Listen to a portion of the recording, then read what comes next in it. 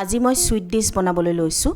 তাৰ বাবে লৈছোঁ 4খন ব্ৰেড, 2টা তেজপাত, 2টা ইলাচি, অকণমান চেনি, 1 কাপ গাখীৰ আৰু অলপ ঘি। প্ৰথমে মই ব্ৰেড কেইখনৰ সাইড কেইটা কাটি ল'ম। নাকাটিলেও হয়, কিন্তু কাটিলে দেখিবলৈ শুৱনি হোৱাৰ বাবে মই কাটিছোঁ। এতিয়া ব্ৰেড কেইখন মই অকণমান মিহিকৈ ভাঙি ল'ম। এতিয়া মই পেন এটা গৰম হ'বলৈ দিম। পেনটো গৰম হোৱাত তাত 2 চামুচ ঘি দি লৈছোঁ। ঘিখিনি অকণমান গৰম হোৱাত তাত মই ইলাচি 2টা, তেজপাত 2টা দি অকণমান সময় ভাজি ল'ম। এইখিনি অকণমান ভজা হোৱাৰ পিছত তাত এতিয়া মই কুটি থোৱা ব্ৰেডৰ টুকুৰাকেইটা দি অকণমান ভাজি ল'ম। এইখিনি প্ৰায় ভজা হৈছে। এতিয়া মই এটা পাত্ৰত এইখিনি অজৰাই দিম।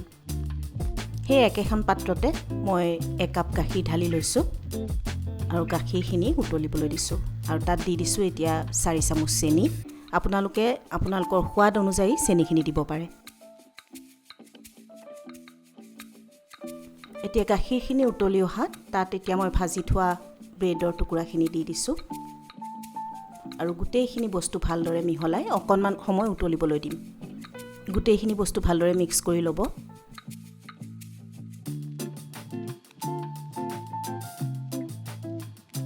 অতি কম সময়ৰ ভিতৰতে এইটো হৈ যায় বনোৱা।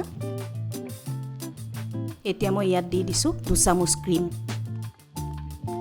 ক্ৰীমখিনি দিয়াৰ পিছত ঠাণ্ডা হ'বলৈ অলপ সময়ৰ বাবে মই ঢাকি ৰাখি দিম। আপোনালোকে ইচ্ছা কৰিলে ফ্ৰিজতো থ'ব পাৰে। এইখিনি ঠাণ্ডা হৈয়ে গৈছে। এতিয়া মই ইয়াত অকণমান কাজু কিচমিচেৰে সজাই দিম।